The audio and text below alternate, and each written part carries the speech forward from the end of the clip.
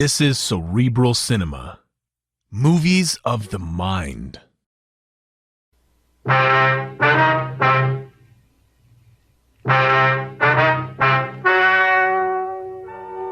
Ladies and gentlemen, the story you are about to hear is true. The names have been changed to protect the innocent. Dragnet is brought to you by Chesterfield, made by Liggett & Myers, first major tobacco company to bring you a complete line of quality cigarettes.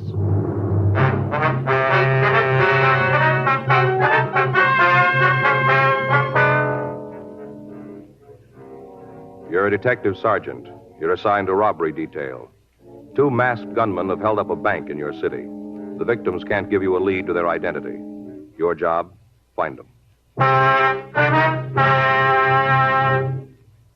Today, friends, you hear these 3 words everywhere. Chesterfield's for me. The Chesterfield you smoke today is the best cigarette ever made. Best for you, because Chesterfield gives you proof of highest quality, low nicotine. The taste you want, the mildness you want.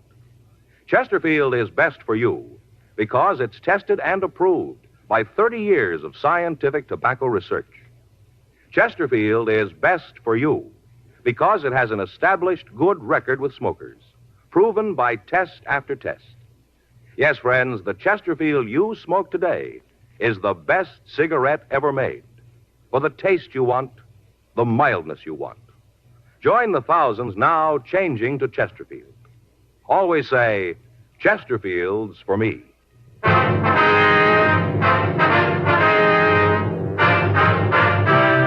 Dragnet, the documented drama of an actual crime. For the next 30 minutes, in cooperation with the Los Angeles Police Department, you will travel step by step on the side of the law through an actual case transcribed from official police files. From beginning to end, from crime to punishment, Dragnet is the story of your police force in action. It was Tuesday, June 3rd. It was warm in Los Angeles. We were working the day watch out of robbery detail. My partner's Frank Smith. The boss is Chief of Detectives Thad Brown. My name's Friday. I was on my way back from the street, and it was 8:47 a.m. when I got to the rear of the bank, the manager's office. I'm not a young woman anymore. I can't take this kind of excitement. Yes, ma'am. You checked with them? Yeah, they got the broadcast out right away. It's a long shot if it pays off. Yeah, not much of a description, huh? Well, I hope you're not saying that for my benefit, young man. I gave you all I could. It was hard to see their faces with those scarves on. Maybe you could have done better, but I couldn't.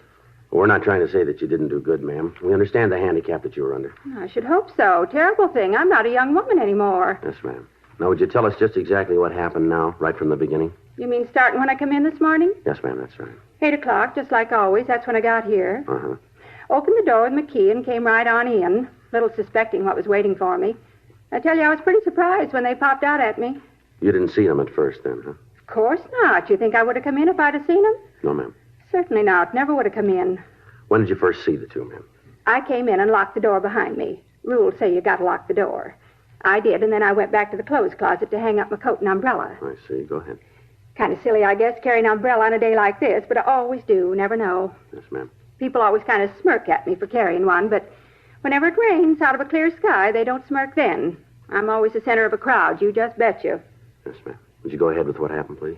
Well, I hung up my umbrella and my coat, and then I came out the main part of the bank, right out where those 2 assassins were. And that's when you saw them, is that right?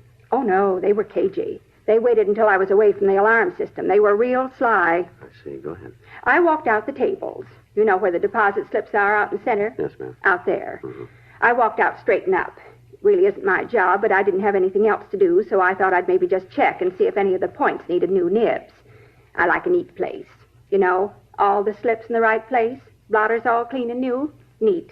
Yes, ma'am, I understand. When did you see the thieves? As I was straightening up the counter. That's when they stepped out in the open. Where were they, ma'am? Over in the escrow department, hiding behind the desks, I guess. That's the direction they came from. I see. Now, what'd they say to you? The big one. He looked at me with his steely eyes and told me to be quiet and nothing would happen. Said to be just quiet. I'm not young anymore, Sergeant. A thing like that can be a tremendous shock. Yes, ma'am. Were both of the men together at that time? I don't understand. Well, did they both come out from behind the counter? Oh, yes. The big one had a machine gun, and the other, the little scrawny one, had a pistol. You're positive the big one had a machine gun? Listen, young man, I've seen enough movies and television to know a machine gun when I see it. Don't you think I don't? Now, about the pistol. Was it a revolver or an automatic? What? Well, look here. Did it look like this gun of mine? No, it wasn't like that. It was more the kind you see in movies. More mean-looking than that. Real mean-looking, kind of flat-like. I see. It was an automatic then, huh? Well, I don't know what it was, but it was real mean. And furthermore, I wouldn't be surprised if there were real bullets in it. Not in the least. All right. Now, after they came out from behind the counter, what happened? They asked me what time the rest of the staff came in. Mm-hmm. I told them, any time. That seemed to make them happy. Why you say that? Because one of them, the big one, turned to the little runt and said, just like clockwork. That's what he said. Just like clockwork. I'm going to tell you something. Sort of a clue. Yes, ma'am. What's that? These fellas been planning this a long time. They knew all about how the bank works. What time everybody comes in and all. They even knew about the keys. What keys? The ones to the bank door. They knew who had them. Uh-huh. First thing they wanted to know after they asked about the staff was where my key was. You have a key to the vault? No, not to the vault itself. Just to the doors in front of it. You know the barred doors in front of the vault door? Yes, ma'am. To those. Uh-huh. Did you give the men your key? I didn't have much to say about it. I told you, I think they might have had real bullets in those guns, and I wasn't about to make sure. Yes, ma'am. After all, I pay my taxes. Catching those fellas is your job, not mine. If you want to cash a check, I can take care of you. But I'm not about to go out and apprehend no thieves. Yes, ma'am. What happened then? You mean after I gave them the key? That's right, yes. They made me get off to one side of the front doors and wait for the rest of the staff. As they'd come in, the hold-up men would make them get into the closet in the rear of the bank, where I hung my umbrella. Yes, ma'am. But they let you stay outside, did they? Oh, yes, they had me right up in front, with those guns pointed at me every second. Every second. I guess they wanted me to act as kind of a decoy. Ma'am? Well, when the other people who work in the bank came up to the door, they could look inside and see me standing there. That way, I guess they thought there wasn't anything wrong. Came right in, like lambs to the slaughter. Next thing they knew, there was a gun in their ribs and they was locked up in the closet. Mm-hmm. What time did the manager come in? Poor Mr. Blanton. He's not well, you know. He's not well at all. Yes, ma'am. We saw him out front. Is he all right? He had an awful attack. Bad heart. Well, they've taken him to Georgia Street Receiving Hospital. Did they find his pills? What's that? His pills. Mr. Blanton had a special kind of pills he takes when he has an attack. Some kind of explosive. Always has them with him. Did the men find them? Well, I guess they did, or else they had the necessary medication with him. He's going to be all right. Just needs some rest. I'm glad of that. Sweet man. Mm-hmm. Widower. What happened when he came in? Mr. Blanton? Yes, ma'am. Well, he was just about pulled right in off the streets. He just got his key in the door, and they practically just yanked him right in. Right away, wanted his key to the vault door. You have to have both of them in order to open it. Both of them have to be turned at the same time. I see. They asked him for his key. At first, he didn't want to give it to him. Told him to get out of his bank and to stop the foolishness. Just like that, he told him. I thought they were going to shoot him, but they didn't. I think if it hadn't been for the big one, they would have. The scrawny one wanted to kill Mr. Blanton right in cold blood. Uh-huh. But the big one stopped him. Said to just get on with the job and get out of there. That's what he said, to get out of there. That's when Mr. Blanton passed out, cold, right on the floor. Attack. You want to go ahead? Well, I guess they just about had a fight between themselves over that. Oh, how do you mean? The big one really read the runt off. Told him he was stupid for making poor Mr. Blanton pass out. Said that now they'd have to wait for the combination of the safe. But I stopped that. How's that? I gave him the combination. You told him how to open the safe, did you? Certainly. With poor Mr. Blanton laying there on the floor, all I could think about was them getting out of there. That's all that was important. That's when they opened the safe, didn't they? Yeah. Went right over to Mr. Blanton and got his key out of his pocket and unlocked the door. By then, the lock had switched off, and they just opened up the vault and went in. Cleaned it right out. Just scooped up the money and put it in a black bag and left. First off, of course, they locked me up in the closet with the others, and then they left. Now, who turned in the alarm? I guess it was Mr. Blanton. He was laying on the floor where he'd fell. I guess he came to enough to get to the alarm system and turned it on. Must have been him. Wasn't anybody else who could have done it. Mm-hmm. During the time the men were in the bank, did you hear them use any names? I don't think I understand what you mean. Well, do they call each other by name at any time? Not that I heard. Is it important? Well, it'd help. I didn't hear him use any, but if worse comes to worse, I can do something about it. Yes, ma'am. I've got a couple for him.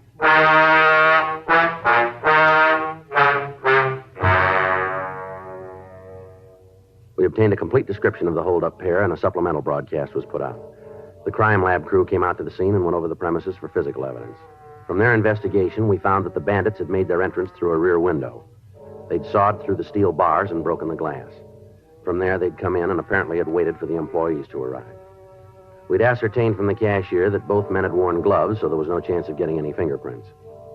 In the dirt on the alley pavement, Lee Jones was able to find several good impressions of footprints. These were photographed and booked as evidence. Because of their placement, it was more than likely that they belonged to the thieves. Also in the alley, he found several broken hacksaw blades. These were booked, their numbers noted, and a request sent to the manufacturer for the name of the store that had sold them. The other employees of the bank were questioned, and they verified the story and the description that we'd gotten from the cashier. The stats office started a run on the M.O. used, and the victims were taken downtown and asked to go through the mug books. They were not able to give us an identification of the thieves. That afternoon at 3:47 p.m., Frank and I met back in the squad room. Hi. Hi. How'd the stats office do? Well, I got the list right here, 18 possibles. Yeah? Any of them look good? Couple. Skipper around? No. You went over to the inspector's office. Anything special? Well, I wanted to check with him on who's going to work with us on this thing. We left word. Murph and Gaffney are with us. We can use Pinky and Stromwell if we need them. Is Murph around? No, I went down to R&I. He had a hunch this might tie in with a heist they worked on last month. Same M.O. Figured he might as well check it out. Well, as soon as he gets back, maybe he'll give us a hand with this list, huh? Yeah. How about the bank manager? Any word there? I called Georgia Street, talked with Dr. Sebastian. He said Blanton has been released to his own doctor. What kind of conditions is he in? Should be able to talk to him tonight. Guess it was a pretty bad attack. Sebastian said he was in rough shape. Well, let's check out. We can tag Murph in the hall. Is Gaffney with him? He was. All right, let's go. You want to sign us out? Yeah. I got it. Robbery Friday. Yeah, he's here. Just a minute. For you, Frank. Okay.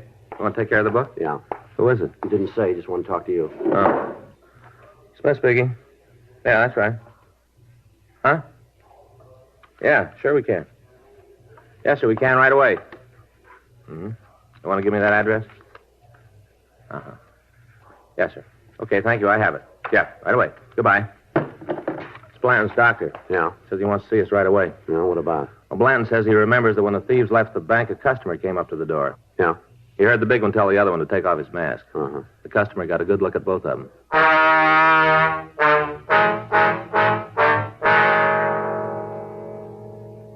We left the office immediately and drove over to the bank manager's home. We talked with his doctor, and we obtained permission to ask a few questions. Blanton told us that as the two thieves had left the bank, a woman passerby had noticed the bank manager's key still in the front door lock. She'd stopped and knocked at the door to notify someone in the bank about the keys. As she did, the two hold-up men had taken off their masks and passed directly in front of her. We asked Blanton if he knew the woman, but he said that he'd never seen her before. We asked if it was possible that she might be a customer of his bank. He said it was possible that he'd just never seen her before. He gave us her description, and we started to check with the bank employees in the hopes that one of them could identify her. None of them could. We got out a supplemental bulletin asking that the woman be picked up. In the meantime, officers Murphy and Rafferty had checked out the list of possibles that the stats office had come up with. All of the names on the list either had alibis or could establish that they were not near the bank when it was robbed. We checked all FI cards filed in the area without result. Frank and I checked out of the office at 12:18 a.m. and went home to get some sleep. The next day, Wednesday, June 3rd, Frank was waiting for me when I got to work. Don't sit down. We got a call to make. Yeah? Marie Logan called. You remember the rental car agent out in the valley? Oh, yeah. She gave us a hand on the identity of that young fellow that knocked over the liquor store out at Tilden and Ethel, wasn't it? That's the one. Well, what she got? Might be nothing, but we ought to check it out. Uh-huh. Says there's a woman who hangs around the local bars mooching drinks. Never got a dime. Yeah?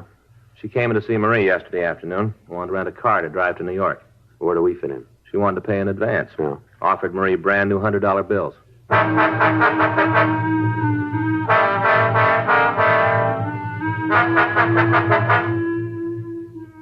From the statement we'd gotten from the bank, we knew that in the $34,000 the thieves had taken, there were several $1,000s in $100 bills. Frank and I signed out of the office and drove out to the San Fernando Valley. At the corner of Valley Hart Boulevard and Dickens, we found Marie Logan's rental agency. There was a line of late model cars in front of the lot, and at the rear, we found a small wooden building. Frank knocked at the door, and we waited. Yeah. Oh, hi, it's you. Hello, Miss Logan. Miss Logan? Hi, Sergeant, Mr. Smith. Come on in. Thank you. Thanks very much. Sure hope I haven't brought you guys out here on a wild goose chase. Hope it works out. All right, you want to fill us in? This woman, name's Betty Gallick. Hangs around the bars in the neighborhood, spends her time cadging drinks. Real bum. Mm-hmm. Why do you figure we might be interested? A couple of times she's come in to rent a car just to use around town. First few times I was stuck. How do you mean? Checks. She'd pay the deposit with a check. Then when she brought the car back, she'd pay the bill by check. I see. Check would bounce. Then when I'd call her, she'd come in and pick it up and give me the cash to cover it. That was the only reason I didn't turn it over to you. She always paid up. Mm-hmm. Now, this time she had the cash, though. Yeah. Came in, wanted a new Lincoln to drive to New York. She was dressed like always, cheap cotton dress, cloth coat, even had the imitation leather purse. Kind of supposed to look like real leather, but as soon as you get inside 10 feet, you know it isn't. You know what I mean? Yes, I think That so. kind. Well, anyway, when she asked for the car, I told her I couldn't let her have it, said I'd been stung too many times before. So right off, she said she wanted to pay cash. That's when she opens his crummy purse, and the dough almost fell out. Must have had a couple of $1,000s in there, maybe more. Well, you said something on the phone about $100 bills. Yeah, she pulled out a couple of them to show me she could pay cash. I asked her where she got them. What'd you say to that? Said it wasn't any of my business. Told me as long as she had the money and a driver's license, I should auto rent her the car. I thought I ought to check with you first. Now, you got an address on this Gallick woman? Yeah. After I called this morning, I checked through the records. Got her home address and the driver's license number. She got any friends you know of? Just about on every bar stool where she hung out. I mean anyone special. Oh, I don't know. I saw her a couple of times with the same guy in the place down at the corner. Hot days, I sometimes go down there for a beer. Well, I've seen her there with this one guy a couple of times. You know who he is? No, not his name. I've seen the two of them drive away together a couple of times. He's got a flashy convertible. Guess he drove it out here. Well, how do you mean? The car's got a New York license plate. Oh, excuse me. Yes, ma'am. Go ahead. Logan Rental Service. Yeah. Uh-huh. Yeah, I know her. Yeah. You sure about that? Sure. Okay. Thanks. Goodbye. That tears it. What's wrong? There was a rental agency in Hollywood. Called to ask me about Betty Gallick. Seems she gave me as a reference. Yeah. Came into their place and rented the car from them. Paid cash for it. Was she there now? No, she left for New York this morning.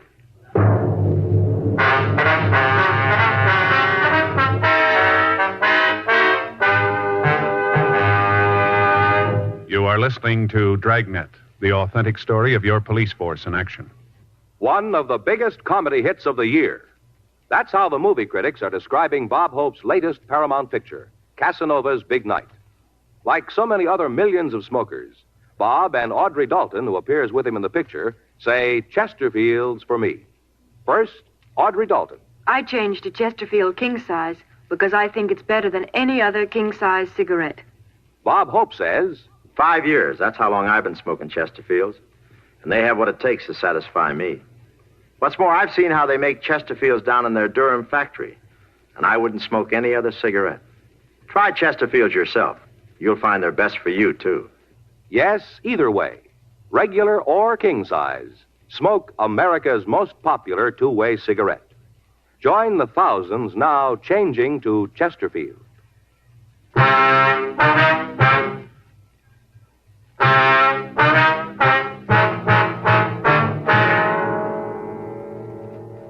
We contacted the rental agency that had leased the car to Betty Gallick. From them, we got a description of the car and the license number. We put out a local and an all-points bulletin on the vehicle.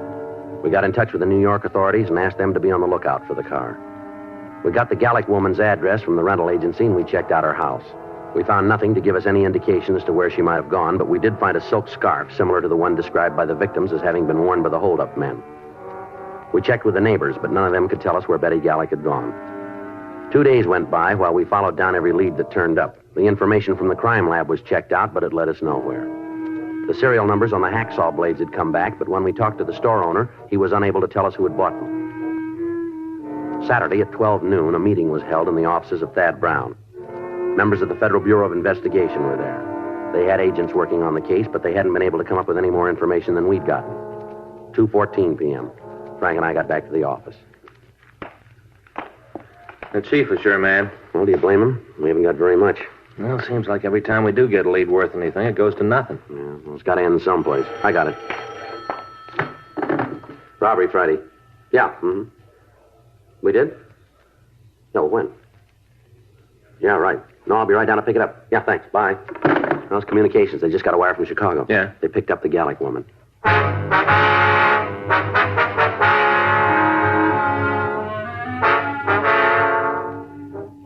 Betty Gallick had been picked up south of Chicago and held in answer to our communication. However, when she was picked up, she was in the company of 2 other women. They were identified as her sisters. We made arrangements to talk to her by long-distance telephone. As soon as we started to ask her questions regarding the bank robbery, she admitted being the driver of the getaway car. She told us that the theft had been planned by a man she knew only as Dean. She was unable to tell us any more about him. She went on to say that she'd met him in a bar in the valley along with the other 2 men. She identified these two men as Richard and Matt. She was unable to give us their last names or tell us any more about them. She did say, however, that Matt was from New York and that as far as she knew, he was there at the time. She went on to say that he was not with the trio when the bank was held up. We questioned her further, but she was unable to give us any additional information on the three men. She did, however, tell us that they had stayed at a motel located on Sepulveda Boulevard. She gave us the name and the approximate location. She was detained pending extradition in Chicago. Saturday evening, Frank and I drove out to the motel that the Gallick woman had mentioned. We rang the bell and waited. Yeah?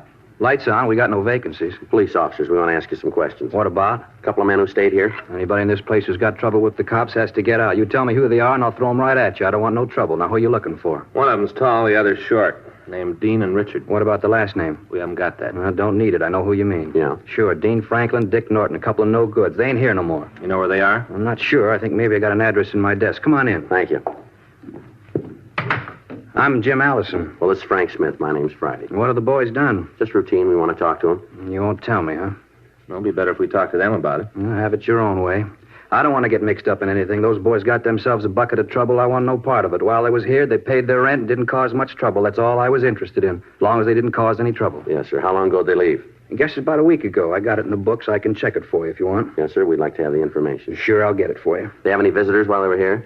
A couple of guys come around in the morning. That's about it, though. Look like bill collectors. The boys never let them inside. Used to talk on the porch. Mm-hmm. The three of them move out at the same time? No. Matt left a couple of days before. Said he was going back east. I think he had some kind of a job back there. They wasn't real chummy, you know. Kind of kept to themselves. All right, sir. Would you see if you got that address where they might be? Oh, sure. Forgot all about it. It's in the desk, I think. Always running into this kind of thing with a motel. Yes, sir. What's that? Wrong people renting rooms. We got no way of checking on them. Seems like whenever somebody's got trouble, they pick a motel to have it, and it never ends. Now, let's see. Yeah, here it is. They left this in case I got any mail for them. Said just to send it on. Here you are. Thank you. It's a place out in West Los Angeles. Thank you very much, sir. Glad to help out. You can't tell me what this is about, huh? No, sir. It's police business. You figure you're going to have any trouble with them? Well, it's hard to say. It'll depend on how they want it. And if I was you, I'd take it easy picking them up. Why? Because I know Franklin's got a gun.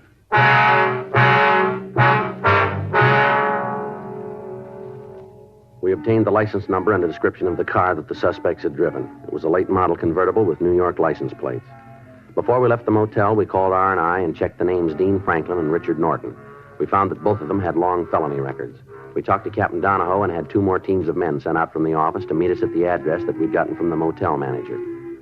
From what we knew of the two men, taking them into custody would be difficult.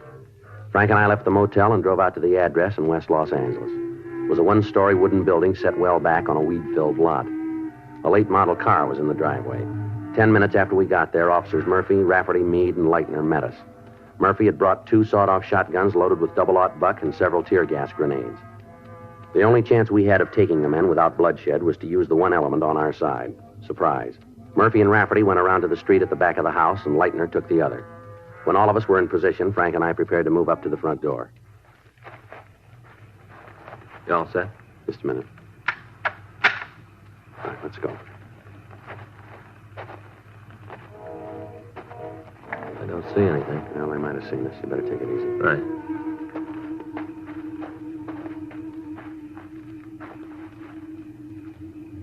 All right, let's make it for the porch. Yeah. Come on.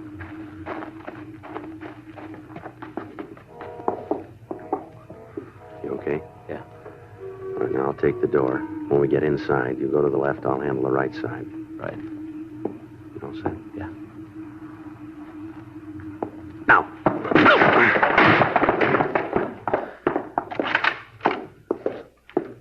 How about it? Nothing. Place is empty.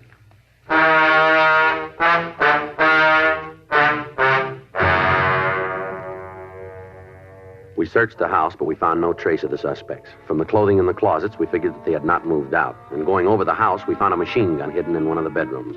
The cartridge clip was loaded, and the gun was ready for use. We pulled the clip, called the office, and told them where we were, and then we settled down to wait for the suspects to return. Murphy and Rafferty covered the rear approaches to the house. Meade and Leitner were in cars parked down the street, and Frank and I waited in the front room. At 10:46 p.m., the phone in the house rang 3 times, and then it stopped. We waited for Franklin and Norton to come back. 11 p.m., 11:30. Still no sign of them. Started to get cold in the house. Midnight. 12:30, the phone rang again. 12:45. From down the street, we heard a car approach. Joe? Yeah. You see anything? Just a minute. Pull that curtain back. Yeah. It's a Ford sedan coming down this way. It's pulled into the driveway. Wait a minute. Yeah, it's them. Just the two of them? Near as I can tell, yeah. They're getting out of the car. Yeah. How about Lightner and Meade? Yeah, they see them. They're starting to get out of the car down there. Better cover the door. They're coming in. Right. Police officers, stand still. Run, Dick, run! Get the other one, Frank. Hold it up. Hey, Meade, Lightner, he's coming at you. No, hold it up. We got him, Frank. All right, Franklin, turn around. How'd you get to us? Who told you? Put your hands behind you. Who told you we were here? Somebody had to tell you. You'd never have got us without somebody tipping you. It was that lush Betty, wasn't it? It was her that told you. All right, outside. Come on, move. Had to be her. She was the only one that knew. Had to be her. You'd never have made it without her. You're wrong. Huh? We'd have made it. Come on.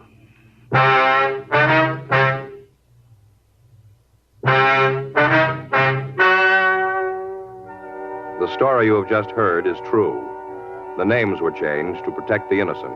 On November 14th, trial was held in Department 92, Superior Court of the State of California, in and for the County of Los Angeles. In a moment, the results of that trial. Now, here is our star, Jack Webb. Thank you, George Fenneman. Thousands of smokers all across the country are now changing to Chesterfield. We'd like you to give them a try, too. I know you'll like them because the Chesterfield you smoke today is the best cigarette ever made. For the taste you want and the mildness you want, smoke America's most popular two-way cigarette. Regular or king size, Chesterfield.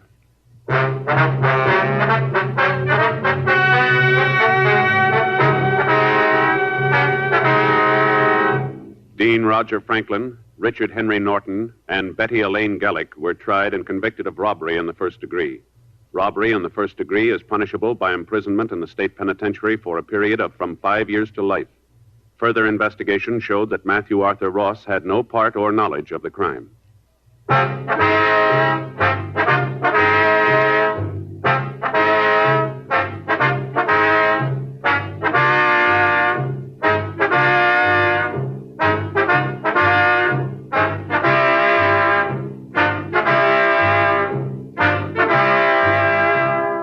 You have just heard Dragnet, a series of authentic cases from official files. Technical advice comes from the Office of Chief of Police W.H. Parker, Los Angeles Police Department. Technical advisors, Captain Jack Donahoe, Sergeant Marty Wynn, Sergeant Vance Brasher. Heard tonight were Ben Alexander, Helen Klebe, Georgia Ellis, Vic Perrin. Script by John Robinson. Music by Walter Schumann. Hal Gibney speaking.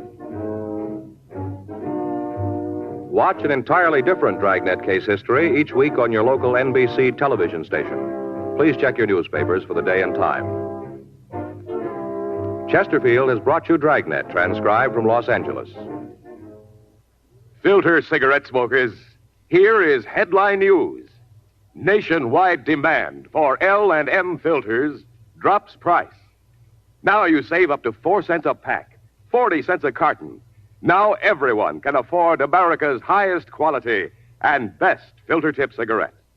Remember, only L&M's have the miracle filter tip containing alpha cellulose. You get much more flavor, much less nicotine. Buy L&M filters, the distinctive monogram cigarette at the new low price. L&M filters.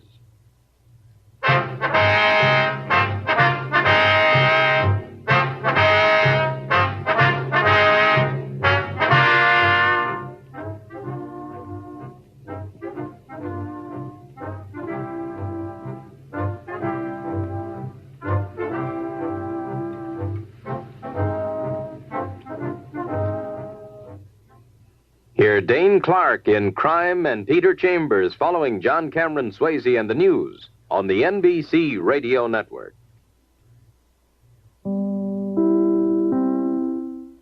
Cerebral Cinema hopes you have enjoyed this movie of the mind.